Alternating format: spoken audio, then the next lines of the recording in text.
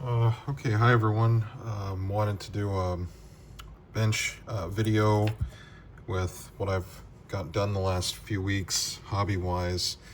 I have a bit more motivation to paint lately, so that's good. I managed to get the Ottoman siege artillery done. I'm happy that I finally have a couple of these for my Ottoman collection, especially to do 15th century battles. And, I could use these for later periods as well to represent like the really heavy cannons, because most of my Ottoman artillery is pretty much just the medium gun carriage type. But these are the more iconic, I guess, at least in sort of popular depictions of the Ottomans, the big, bronze gun. Got a bunch of these Tatars finished. I think I showed these in the last video I did. And so I've got, a group of 4th Lancers, and then I've got the Horse Archers. These guys are from another manufacturer. Someone, a friend of the channel, sent me these a while ago. I'm probably just going to mix them in with my Tatars and Turkomans for doing Tamerlane's army. I think they're Essex figures, because remember on an older video someone told me these really narrow based horses are like an Essex thing. So I got a couple more of these I can paint up and throw in. But this is all for my Timurids, basically. So a bunch of different types of Tatars and Turkomans, and then the actual kind of Timurids proper that I got for Christmas. I do have another one of these Ottoman artillery guns to finish, but I don't have any more of these Warlord bases. I probably go online and just buy like a pack of these 50 by 50 mil bases, because I like to put the artillery on these typically, or bigger, especially these seem to fit well. I do have some round bases. I'm actually not a big fan of round bases for anything, not even for command figures. It's just my preference. But yeah, so I'm doing more. These are Khorasan from the late 14th century range, I think, for like with the Lithuanians for like the Battle of Tannenberg, but I'm using them to mix with my Timurids. And then I've got the actual Timurid Turkomans. This is just a loose one, but I've got several more to do with that. But when all this is done, I'll have plenty of Turkomans and Tatars for my Timurids, and also to round out the Tatar auxiliaries for my Ottoman army, which was a pretty substantial part of the Ottoman forces on campaign. So that's good. And then I would like to work on finally get these guys painted. I've had them. Someone sent, a friend of the channel, Jeffrey, sent these to me a year or two ago. I think they're for like Napoleonic or like 18th century Ottoman, musketeers, but they're can be used as like 16th century, 17th century Ottoman sekban, I think, pretty easily. That's like the musician, and then that's the command figure. So yeah, a nice addition. I would like to finally get these done. And that's what I've been working on. Just haven't been painting a ton, because if you watch my last video, I've been working on this Persian text for one of my classes, and it's pretty difficult. It's I chose it, but that takes up a lot of my time, because I'm still really learning Persian. It's not as solid as my Ottoman Turkish, but now I'm in a point in my doctoral studies where I really have to buckle down and like read a lot of sources very closely, So I'm doing a lot of translating all the time, which is good. I enjoy it, but it just means kind of less hobby time, because even though, my work days, typically it's like I'm only really sitting and working, like translating and writing, maybe like 3 hours or something out of the day, sometimes a little bit more. But at the end of those hours, I'm like really mentally done, and that unfortunately includes painting. I just kind of want to sit in my armchair and watch TV or just play like a video game or something. But if nothing else, if you watch my last video where I was going through that Persian text, you can see that's kind of like what I do every day as a historian. So reading things carefully and analyzing them, which is not easy all the time. If it was easy, it wouldn't be fun, but it also just means it's tiring, as I keep kind of saying. So that's what's been going on with what I've got. And if you watch my New Year's update, I go through all the stuff I got, so you can see that there. But I got a lot of Timurids from Khorasan, and I've got a few extra Ottoman units. So if you want to go back and watch that and see what all I got, but for the most part, I have to say, like, the cavalry, I've gotten down pretty well to where I can paint them quickly. Because like today, I did like I did two miniatures this evening, and then I finished up. Maybe I did three. No, I did two, because I based these guys, and then I did these, primed up the cannon, and so that's what I completed. But really though, I since I've gone to 15s, now probably like 3 years ago, 2-3 years ago, I can paint these like a lot faster than I would 28mm, especially cavalry. And with the basing for these guys, for light cavalry, I decided I'll do 2 to a stand. I picked that up from the Armati rule book. That was the standard for basing light cavalry and Armati. So I thought, well, that's good. That does kind of show, they're moving in like kind of a looser formation. So that's why I've got all my light cavalry. But then my heavy cavalry, I'm going to stick with, doing them 3 to a base. And with these Khorasan Tatars, they're a little bigger, so it kind of makes more sense to fit them. I don't even know if I could get 3 on a stand. Maybe they'd be kind of squished in, but so that's my philosophy with that. And then, in terms of future projects, I still want to do Mexican War. I think when I get to that, I can probably just get like 1 bag of US infantry and 1 bag of the Mexican infantry from Blue Moon. And I think that would give me enough just to get started, because when I was doing some reading and watching some I watched a PBS documentary from, I think, the bicentennial of the war, or maybe the 150th anniversary of the war. It's on YouTube, really good. The battles were not that large, so you don't really need a ton of figures. I talked about that in the video I did on Mexican War, but I finally do have the Regimental Fire and Fury rule book, so I can play that. And now that I have the rules for that, it does make me think of a couple other ideas I had for down the road, not anytime soon. I could do the Crimean War. That could be interesting.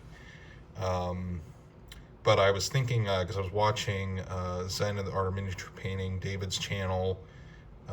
He was showing some of the Perry 28mm Albanians or Arnavat miniatures, and talking about how you could use those for Greek War of Independence, which is not something I actually know a lot about.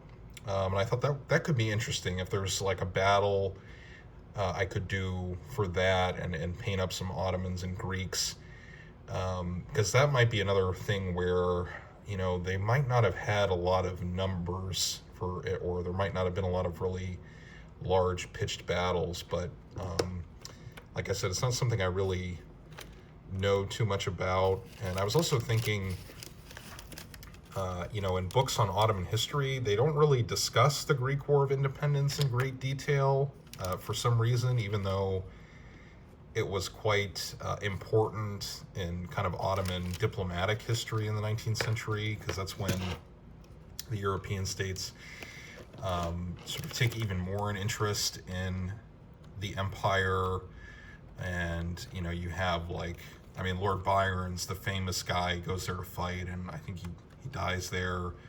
And, in the United States, you have kind of Hellenophilia, but they don't really talk about it in Ottoman history books. There's not very many good general histories, but it's just not really emphasized, even though the later Balkan independence wars are talked about as being very important, both the pre-World War I Balkan wars, but also the the separation of Bulgaria and Serbia from the empire as being very kind of pivotal moments.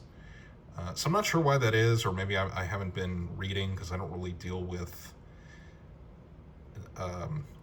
19th century Ottoman history is not really something I work on, directly, research-wise, so I might just be, not looking in the right place, which is certainly possible. But the point is, for wargaming, that could be interesting to do Greek War of Independence, especially, as I'm thinking about convention games. I want to do stuff that could at least be potentially, educational to the public, to share, not just about the Ottomans, but this is Ottoman history is relevant to, Central Europe and Eastern Europe. So something that, people can kind of learn something. Anyway, so that's another idea I had for a later project, just to kind of try a different period. I still have the ancients, so those figures I picked up several months ago for the the successors, Alexander's successors. I would like to work on that to do the Mithridatic Wars and Mithridates. I think it's the 6th, the Poison King, as he's known. That could be interesting, but that's not something I have a huge, not a huge kind of impetus to work on right now. Mostly just want to get my Tamerlane army, or Timurid army finished, and try to get the Battle of Ankara set up. So that's what I have going on, and working away. And I did see they released Victrix released some Islamic horse archers, and I do want to share a book I read recently that is pretty interesting. So let me cut to that. So this is a translation of the Arab writer Al-Jahiz's The Turks and the Caliphal Army. This is translated by a really good scholar of Islamic history, Robert Hoyland, who wrote an excellent book on the early Islamic conquests called In God's Path, which I have around here. But anyway, if you look up Robert Hoyland, Robert G. Hoyland, you can find that book pretty easily. But this is new. I kind of splurged and bought the hardcover, and this is part of a series, Library of Arabic Literature, and they have a lot of interesting books, because they have a translation of the famous travel log of Ibn Fadlan that talks about the Vikings, and then the Viking enthusiasts abuse Ibn Fadlan's writings to say the Vikings had tattoos, even though Ibn Fadlan did not write that. Anyway, very esoteric problem with that text. or the interpretation of it. But this is really interesting, and this is about, so Al-Jahiz, let me go zoom back in. Al-Jahiz was alive in the 10th century, so this is during the Abbasid Caliphate, kind of, what a lot of textbooks call the Islamic Golden Age. Anyway, so Al-Jahiz, 9th century, excuse me, because he was born in Basra around 776 AD, and his nickname is Al-Jahiz, the goggle-eyed, so I guess he had big eyes, and Hoyland writes about that in the introduction. In this book, and the way these books, the hardcovers in this series, you have the English on one side and you have the Arabic on the other, so if you're trying to learn Arabic, it can be useful for that. But he has a lot of interesting comments about the Turks, because this is when the Abbasids start to hire a lot of Turkic soldiers, although Hoyland's introduction points out that they were not actually slaves. That's sort of a misconception, that they were just hired soldiers, as far as we can tell, instead of slave soldiers, as would be the case in other periods of, like, the Mamluk Sultanate, for example, in the Middle Ages. He says he has some comments, and some of this draws on the Hadith, actually. So the sayings of Muhammad and his companions, which from a historical perspective, they claim to have encountered Turks, but when would they have done that? In the 7th century Arabia. But anyway, regardless, there's one of these passages says, Humayd kept silent, and as the others finished giving their justification, the messenger said to Humayd, "The others have spoken, so now speak and write as you say. Let it be evidence for you or against you." So Humayd said, "I would rather meet 100 Kharijites." Kharijites are a heretical movement in early Islam. "For I have found that the qualities by which the Kharijite and the Turks surpass all other fighters are present in the Kharijite to an imperfect degree, but they are present in the Turk to perfection. The Turk surpasses the Kharijite as much as the Kharijite surpasses other fighters.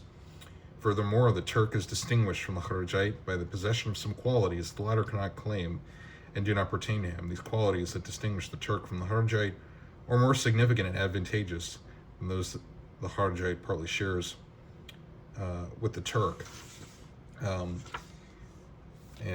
The story goes on, and Humayd shares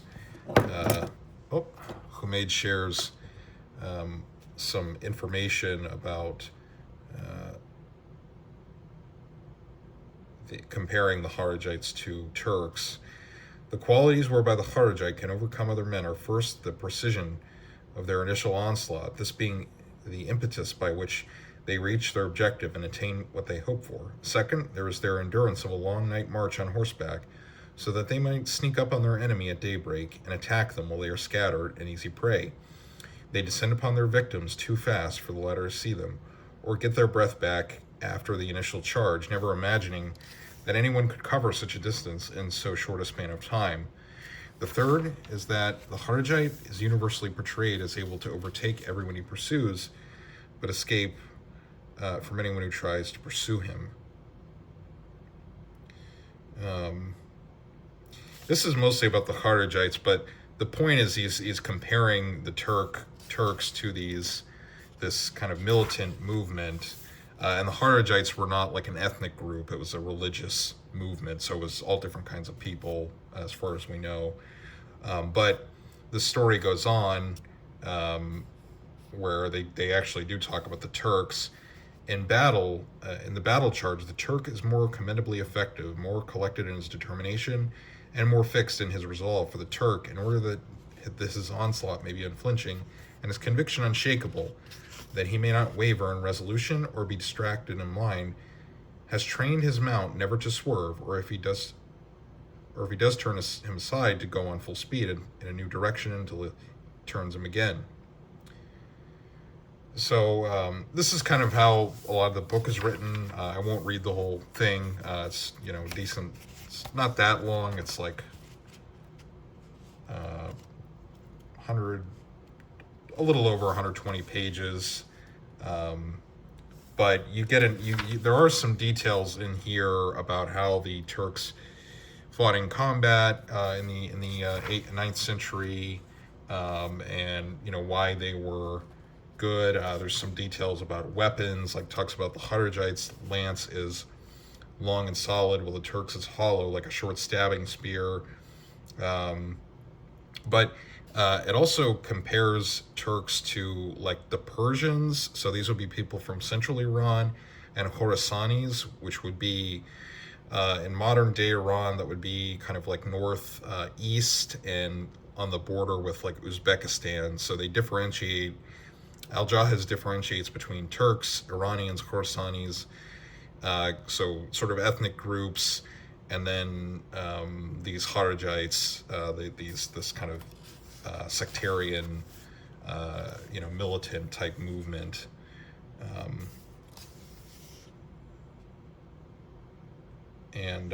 So it's an interesting book. A lot of good stuff.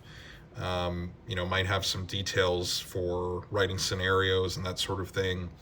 And this book and watching one of Triarius Wargaming's recent videos did make me think about doing a Crusades project in the future. But what I think I'd like to do for Crusader era is to do the Battle of Ain Jalut. So that's between the Mamluks under is it Baibars? Anyway, I don't remember if it's Baibars or a different Mamluk Sultan, but anyway, the Mamluk Sultanate and the Mongols. I think that would be fun, especially another interesting convention game to do, the Turkic Mamluks versus the Mongols. So that's something I'm thinking about doing in the future, but again, not a near-term project. There were a couple conventions in the coming months I wanted to try to go to. I need to look that up again, and I kind of got distracted by, I had real life things to take care of lately that I haven't been able to look at those conventions. There's a couple I need to see if I can still even register for them, but regardless, I will try to make it to a convention. If I can, I will, I'll share it on the channel. I'm probably going to bring my Belgrade game that I've shown on the channel, because I haven't really played that with a decent sized group yet, so I'd like to do that.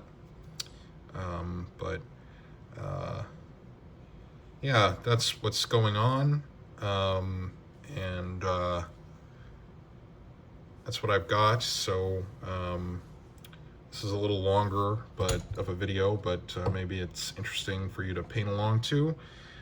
Thanks for watching, everyone, and I will talk to you in the next one.